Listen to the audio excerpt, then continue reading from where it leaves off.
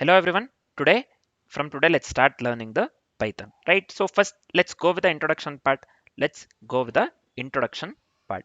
So what is Python? Basically, Python is a programming language. We know that. Yeah, Python is a high-level interpreted programming language, basically known for its simple and readable syntax, right? So again, I'm telling. So I can just this is the definition part, right? So Python is a high-level interpreted programming language known for its simple and readable syntax.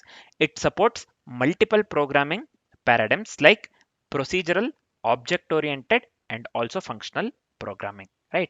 Uh, like other programming languages, it also supports multiple programming paradigms like procedural, object oriented, and functional programming, right? So before writing the Python code or discussing certain things, you need to download the Python. Basically, I'll just show you here. Let me open the Chrome. See here, you can just give download Python, and the first one here, this is appearing, right? So you can just click on the download Python. So current version is Python 3.13.5. You can just click on it. I have already installed it, downloaded and installed it. So you can just click on it. It will ask you to download. So you can just download and you can just install that one, right? So I'll just close this one for now. Yeah, this is fine, right? So let's see the let's write the first code. Before writing the first code in the Python, let me do one thing. So basically, let's discuss some simple things, right? So let's discuss something, sorry, not the simple things. So here, Python was created by Guido van Rossum, right? So Python was created by Guido van Rossum in the late 1980s, right? In the late 1980s, and it was released in 1991. It was released in 1991. So it is used widely in the web development. It is used in the web development, we know. It is used in the data science, right? Python is used in the data science, and also it is used in the automation as well, AI and more, right? Main philosophy or the key philosophy of Python is code readability and the simplicity. Code readability and the simplicity, right? So this is about the Python. So let's write our first code in the Python. Let's write our first code in the Python, right? So let's print something, right? So to print something similar to the console log or system out println in Java, so we'll be making use of the keyword print in Python. Keyword print, right? So here, let me go with the Python. So before doing this, I want to tell you one thing. So when you just give me a second. So when you are creating a file in Python, you have to go with the extension .py. .py, right? So in the VS Code, if you have downloaded, you have to download the VS Code. You have to download the VS Code. I'm not writing the code in the Python. We'll be making use of the this one, VS Code, right? So you have to go with the extension py, and also we have to download the extension called Python. So you have to download the Python extension as well. It will automatically download in the this one, what do we call, VS Code.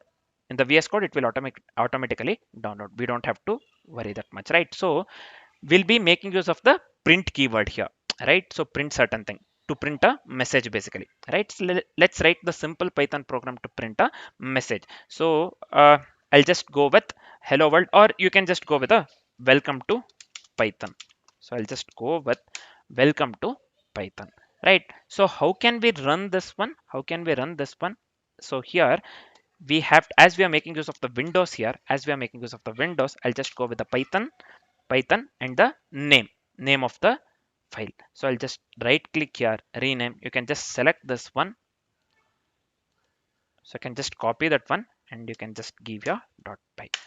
So here you can clearly see we are getting the output welcome to Python, right? So this is the way of running the Python code. So I have to be very careful. Basically, mostly I have written the code in this one, Java and the JavaScript till now. Right, Java and the JavaScript, right? So I always give semicolon at the end. I always give semicolon at the end. I have to be careful, man. So this is our first code in the Python, right? So here, whatever I have given, print welcome to Python. So this prints the string inside the parenthesis to the console. What it does, it prints the string inside the parenthesis to the console. So here you can clearly see we are seeing the output welcome to Python. So this is our first code, right? So let's go with one more example, and one more thing. Python directly prints the string to the console here, right? Python directly prints the string to the console. This one I'm speaking of, string to the console. And print is a built-in function in Python, this one. So similar to console log in JavaScript and system out println, and this one, system out print is out what we make use of in the Java. Here we make use of the print, right? So print is a built-in function, right? Just keep this in mind. Let's go with one more example. Mm, we can also do arithmetic operations, right? So I'll just go here. Let me keep this one as it is. So let me delete this one here, string. So instead of the string, let's go with the arithmetic operations. So here I'll go with 5 plus 3, 5 plus 3, right? So here let me run this. So here I'll just go with same thing. So yeah, here you can clearly see the output we are getting here as 8, 5 plus 3. So this works absolutely correct, right? 5 plus 3, what it does, it adds the two numbers. We are going with the arithmetic operation here, plus we are going with a 5 plus 3, right? So it adds two numbers. And print, what it does here, print keyword, so it displays the result on the console. It displays the result on the console. We are getting the output 8 here. We are getting the output 8. So here basically Python evaluates the expression and prints 8. Python basically evaluates the expression and prints the number 8, right? So this is it for the introduction part, right? So we discussed the theoretical part of the Python, and we saw how to download Python. And you have one more thing. We as I've said, either you can go with the this one VS Code or the PyCharm. I'll be making use of the VS Code, so it's better to go with the VS Code. And you have to install the extension Python, right? So it will automatically download if you are making use of the VS Code. We don't have to worry about that, right? So and we have written our first code as well. We have written our first code as well. So let me summarize what we have learned till now. So Python is an easy to learn high level language, right? So again, I'm telling Python is an easy to learn high level language that is suitable for all the kinds of applications. That is suitable for all the kinds of applications.